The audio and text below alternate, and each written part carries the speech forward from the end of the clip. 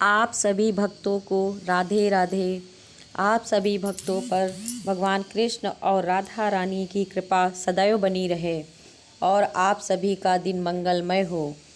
गोपाष्टमी का दिन था। ठाकुर जी ज़ोर ज़ोर से रोने लगे। मैया बोली, काहे को रो रहे लाला? मैया, मैं गाय चराने जाऊंगा। मैया बोली, लाला तू तो छोटा है, गाय बड़ी है, कहीं उनके खुर नीचे आ गए तो दब जाओगे।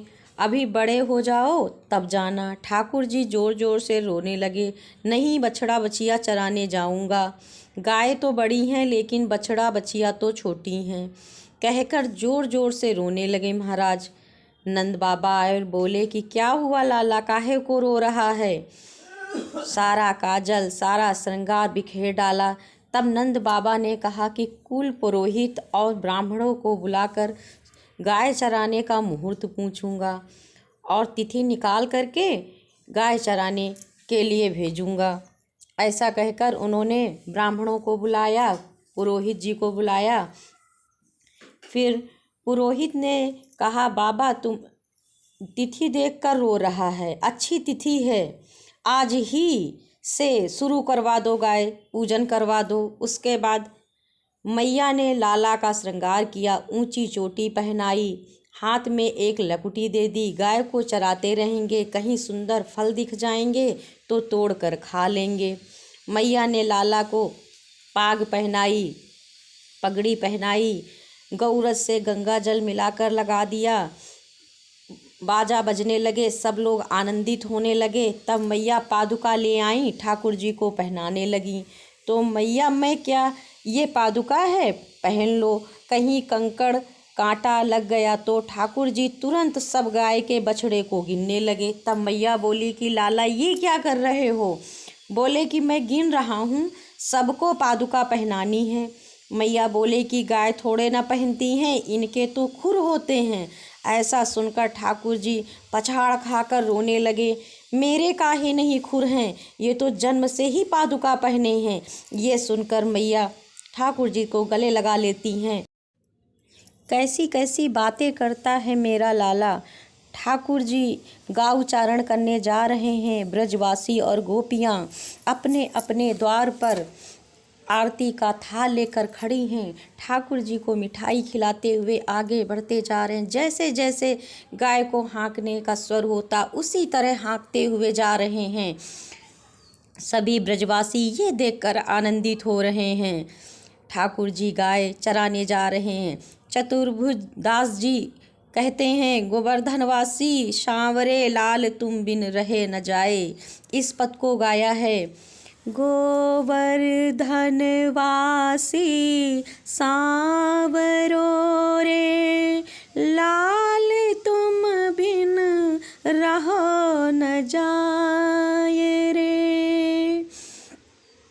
ऐसे श्याम सुंदर अपने गायों को हाँकते हुए, अरे श्यामा अरे भूरी जल्दी आओ, नंद भवन चलने का समय हो गया है। ऊंची ऊंची आवाज़ में ठाकुर जी गायों को बुला रहे हैं।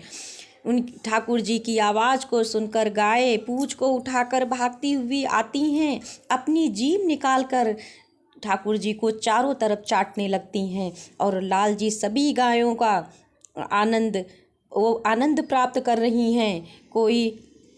अगर कोई बार बार इस पद को गाता है तो ठाकुर जी जरूर पधारते हैं, क्योंकि चतुर्भुज दास जी को वरदान है, इस पद की कृपा से ही ठाकुर जी पधारे हैं। गोवर्धनवासी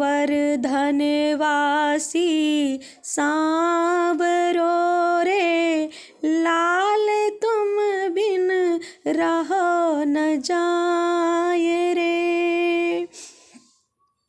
ठाकुर जी गाय चराने जैसे लौट रहे हैं, लाल जी की गायें विचार कर रही हैं, गायों का विचार करती हैं कि यशोदा मैया गोद में बैठाती हैं, उनका श्रृंगार करती हैं, हम गायों का दूध भी दूर से निकाल कर पिला देती हैं।